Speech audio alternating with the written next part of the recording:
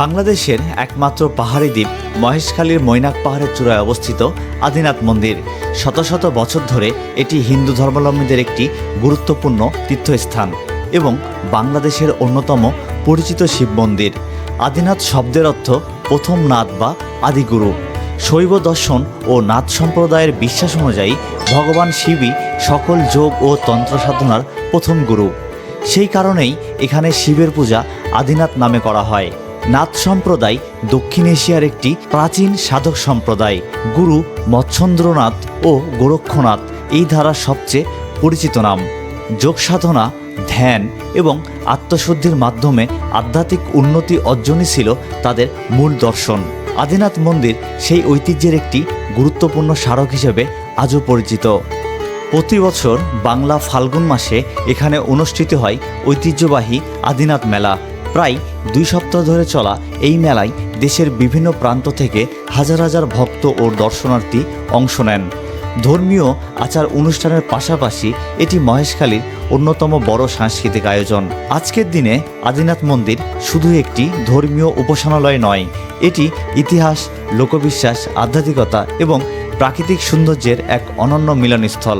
পাহাড়ের চূড়া থেকে দেখা বঙ্গোপসাগরের নীল জলরাশি আর মহেশখালীর সবুজ প্রকৃতি এই স্থানকে আরও অসাধারণ করে তুলেছে। ইতিহাস, লোকবিশ্বাস আর প্রকৃতির সৌন্দর্য সবকিছু একসঙ্গে ধারণ করে আছে এই আদিনাথ মন্দির।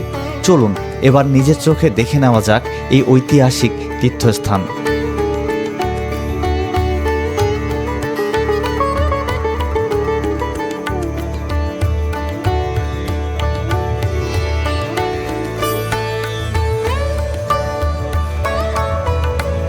কক্সবাজার ভ্রমণের আরেকটি পর্বে আপনাদের সবাইকে স্বাগতম। আজকে 18 মে 2026 আর আজকে আমাদের গন্তব্য হচ্ছে মহেশখালী দ্বীপ।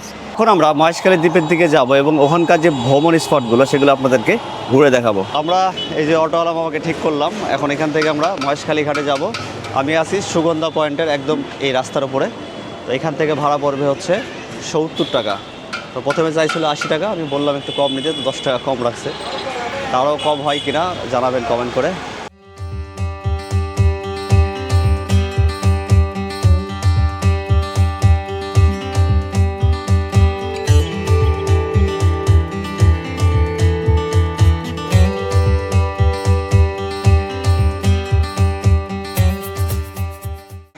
আমরা এইমাত্র মহেশখালী যে ঘাটটি সেখানে নামলাম। তো আমাদের এই স্ট্যান্ডে নামাই দিল অটোওয়ালা ভাই। এখন আমরা ঘাটে প্রবেশ করব। ঘাটে প্রবেশের জন্য হচ্ছে 20-40 টাকা করে নিল আমাদের কাছ থেকে। এটা হচ্ছে আগের যে ছিল, ব্রিজটা ছিল সেটা, আর এখন এটা নতুন করছে।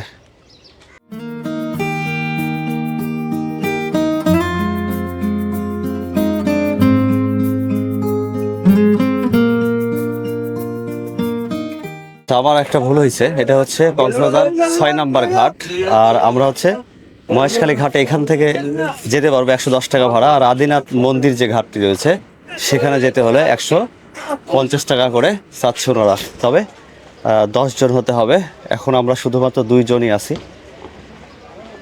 তো কিছুক্ষণ ওয়েট করতে হবে আমাদের।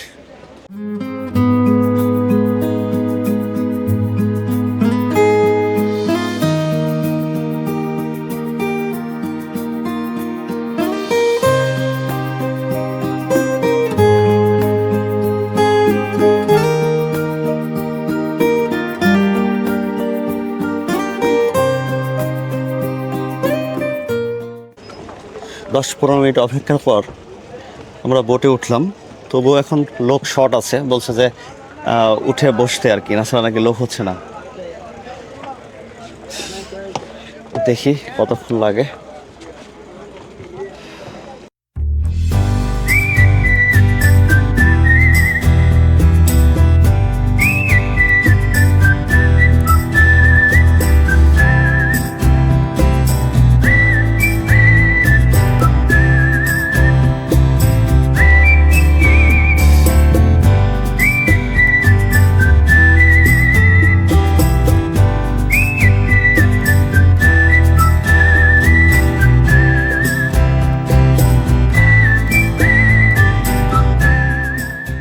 6 নাম্বার জেটি ঘাট থেকে এই যে আদিনাথ মন্দির ঘাট যাওয়ার সময় যে বোট রাইডটি হয় সেটা কিন্তু অসাধারণ লাগে। এটা একটা আলাদা অ্যাডভেঞ্চার, মানে এটাও অনেক সুন্দর লাগে এই যে এই জার্নিটা, যাওয়া আসাটা। আজকে রোদ আছে, তবে বাতাসও আছে, এই জন্য রোদটা খুব একটা গায়ে লাগছে না। আপনারা যদি কক্সবাজার ঘুরতে আসেন অবশ্যই এই মহেশখালীতে আসুন এবং এই বোট রাইডটি করুন, খুবই ভালো লাগবে।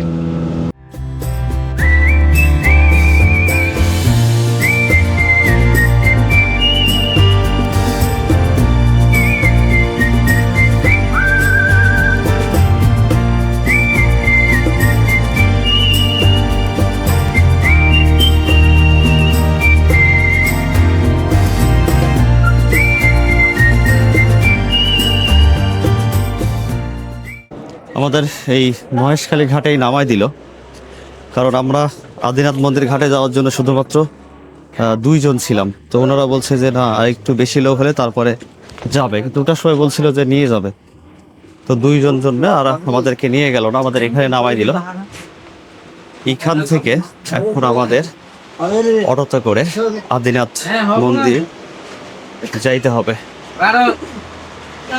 তো যদি আরেকটু বেশি লোক থাকতো, হ্যাঁ, যদি আরেকটু বেশি লোক থাকতো তাহলে নিয়ে যেত এখান থেকে।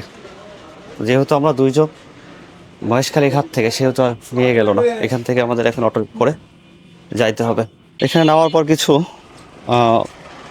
অটোওয়ালা আছে, ওনারা বলছে রিজার্ভ নেবেন কিনা, যে এখানকার যতগুলো স্পট আছে এগুলো সব কিছু ঘোরায় এইখানে এসে আবার নামাই দিবে।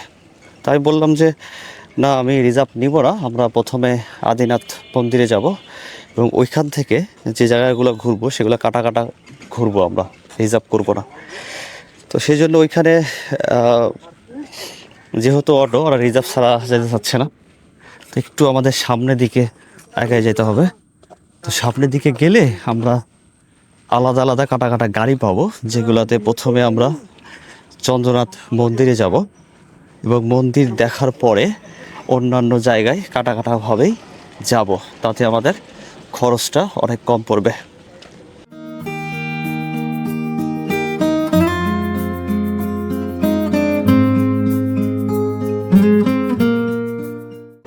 আমরা মহেশখালী ঘাট থেকে একটু এইদিকে এসে অটো ঠিক করলাম। আমাদের জনপ্রতি ভাড়া পড়লো হচ্ছে 80 টাকা করে এই মহেশখালী ঘাট থেকে আদিনাথ মন্দির পর্যন্ত।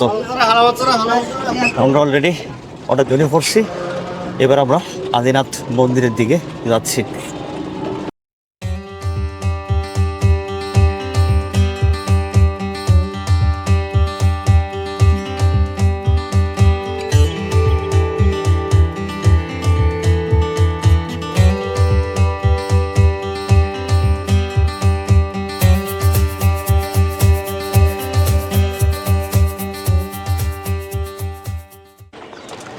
তো আমরা চলে আসছি এই আদিনাথ মন্দিরের একদম সামনে। আর যদি আমরা ঘাটে করে আসতাম, মানে যদি আমাদের স্পিড বোটটা এই যে আদিনাথ মন্দির ঘাট যেটা সেখানে নামা যেত, তাহলে আমরা এই দিকটা দিয়ে আসতাম। আর এখন আমাদের মহেশখালী থেকে আলাদা অটো নিয়ে আসতে হয়েছে।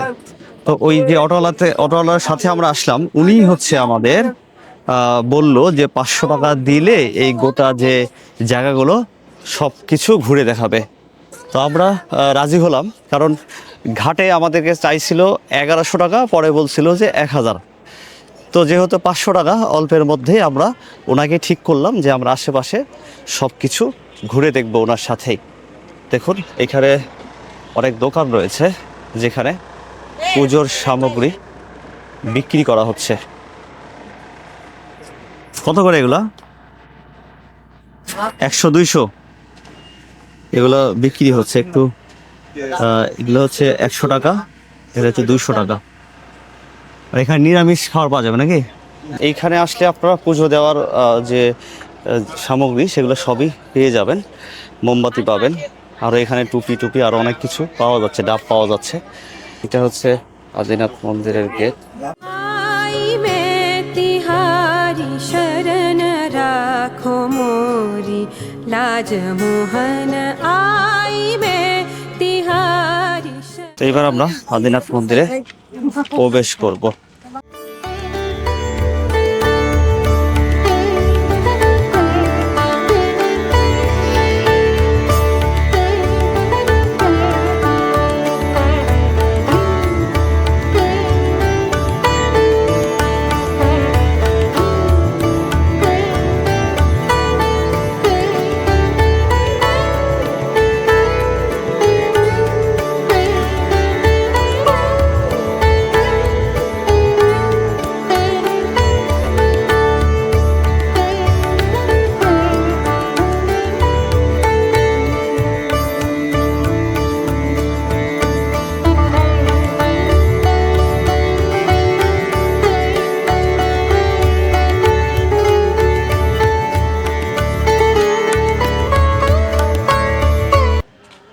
দেখুন, এটা হচ্ছে আদিনাথ মন্দিরে ওঠার সিঁড়ি। আর ওঠার সময় আপনারা পিছনেই শ্মশান দেখতে পাবেন। দেখুন, এই দিকটা শ্মশান আর এই দিকটা সিঁড়ি। আমরা এখন মেন মন্দিরের দিকে যাব।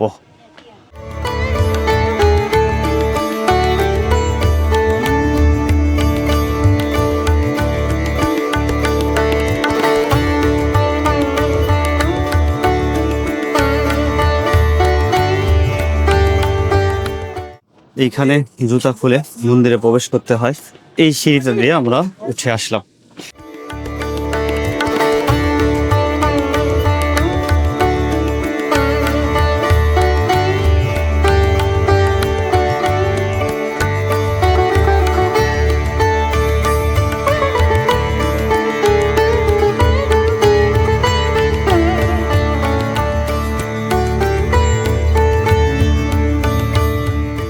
মন্দিরে প্রবেশ করতেই হাতের ডান দিকে যখন আপনারা প্রবেশ করছেন তখন এরকম কিছু বসার জায়গা পেয়ে যাবেন।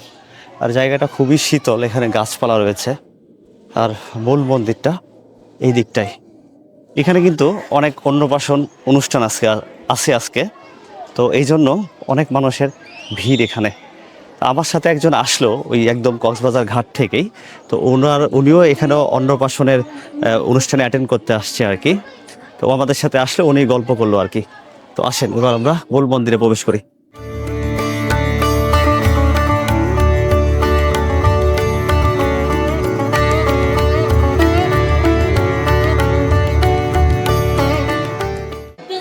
বাবা শনিদেবের মন্দির। আর এটা হচ্ছে ভৈরব মন্দির, এটা হচ্ছে রাধা গোবিন্দ মন্দির।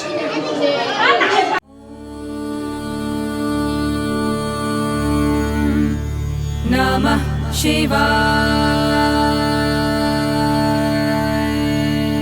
शिव शंकराय शुद्धाय नीलकंठाय धीमहि भक्तवांछितदातारं नमः कैलासवासिने।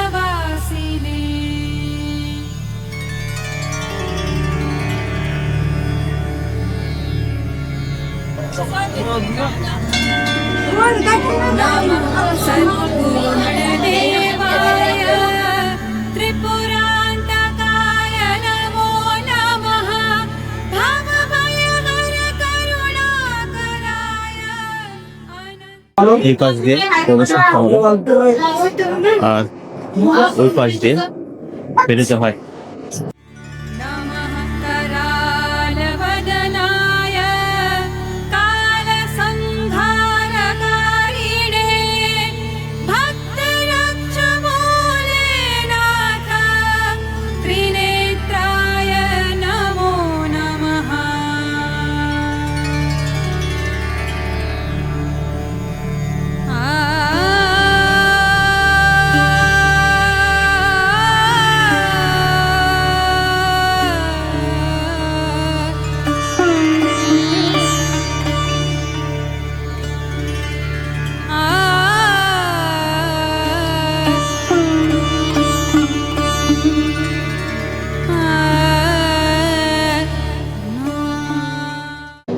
ভেতরে এক জায়গায় খুব একটা বেশিক্ষণ দাঁড়ানো যাচ্ছে না, কারণ সবাই প্রণাম করে করে একের পর এক মানুষ ঢুকছে, প্রণাম করছে, আবার বেরিয়ে আসছে। দেখুন অন্নপ্রাশন অনুষ্ঠান হচ্ছে।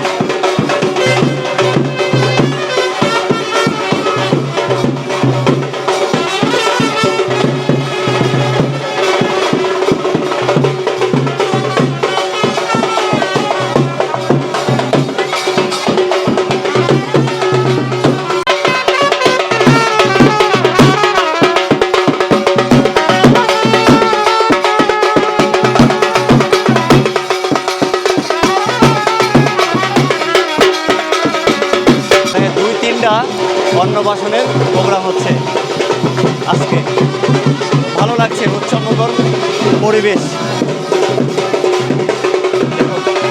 অনেক লোক।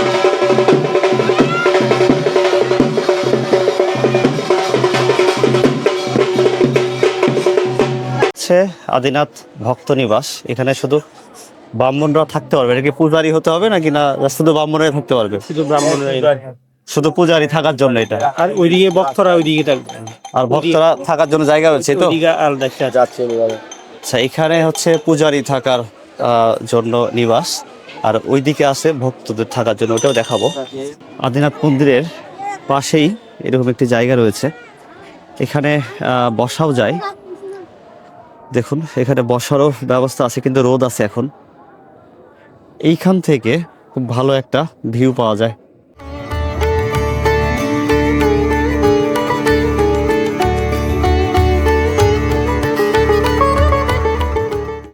দেখুন এই পাশ দিয়ে অনেকেই বসে আছে, কারণ ছায়া আছে।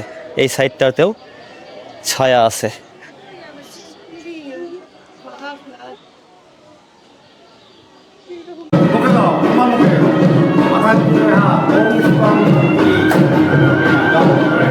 এটা হচ্ছে ভৈরব মন্দির। এটা হচ্ছে শনিদেবের মন্দির। আজকে অনেক লোকজন, পরিবেশটা খুবই সুন্দর লাগছে, তবে ভিড়ও আছে। আমি যখন এর আগে আসছিলাম তখন হচ্ছে এত ভিড় ছিল না, তবে আজকে লোকজন অনেকে মানসিতের জন্য এই যে কবিতর মানসিত করছে, এরা কবিতর ছেড়ে দিচ্ছে।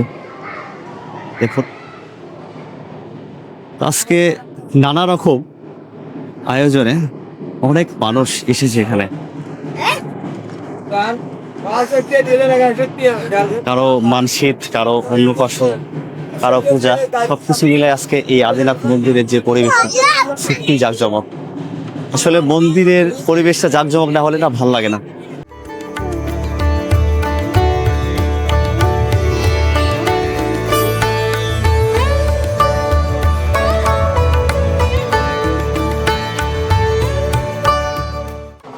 তো আমরা এখন বাইরে চলে আসছি শ্রী শ্রী আদিনাথ রাম সীতা মন্দির, আর এইটা এই মন্দিরে ওঠার সিঁড়ি। মামা কি এগুলো পান? আমার উপর থেকে পান নিয়ে আসছে নামাই, দেখুন।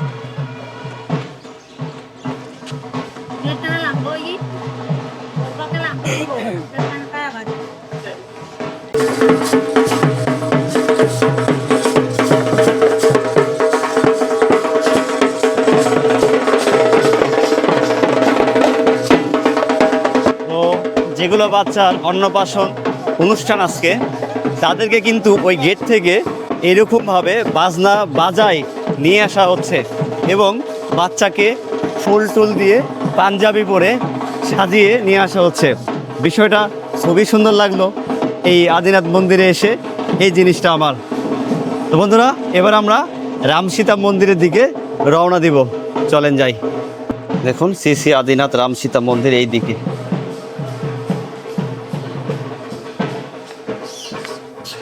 এই সিঁড়িটা একটু খাড়া আছে, এটা একটু ধরে ধরে উঠতে হবে।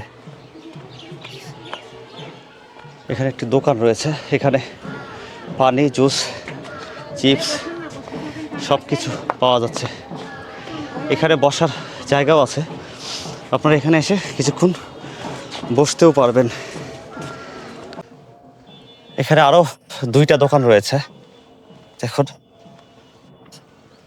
আর এইটা হচ্ছে রাম সীতা মন্দির।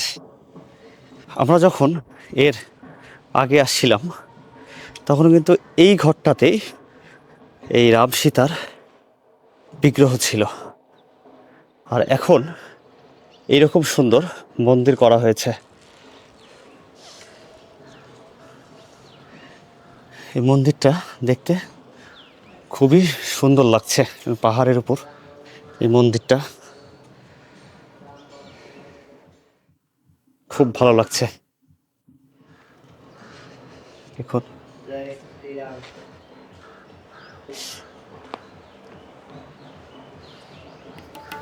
আদিনাথ মন্দিরের খুব কাছেই রয়েছে ভগবান রাম ও দেবী সীতাকে উৎসর্গ করা একটি মন্দির। আকারে ছোট হলেও ভক্তদের কাছে এর ধর্মীয় গুরুত্ব অনেক। তাই আদিনাথ মন্দির দর্শনের পাশাপাশি অনেকেই এখানে এসে প্রার্থনা করেন। স্থানীয়দের মধ্যে একটি বিশ্বাস প্রচলিত আছে যে রামায়ণের কাহিনীর সঙ্গে এই পাহাড়ের একটি আধ্যাত্মিক সম্পর্ক রয়েছে। মন্দির প্রাঙ্গণে রাম, সীতা ও লক্ষ্মণের প্রতিমা রয়েছে।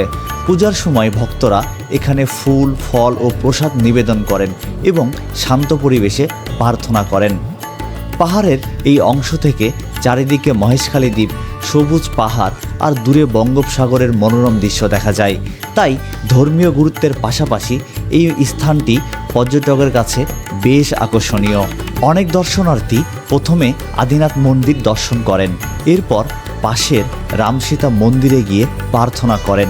এই দুই মন্দির মিলিয়ে মৈনাক পাহাড়ের চূড়াটি মহেশখালীর অন্যতম গুরুত্বপূর্ণ ধর্মীয় কেন্দ্র হিসেবে পরিচিত।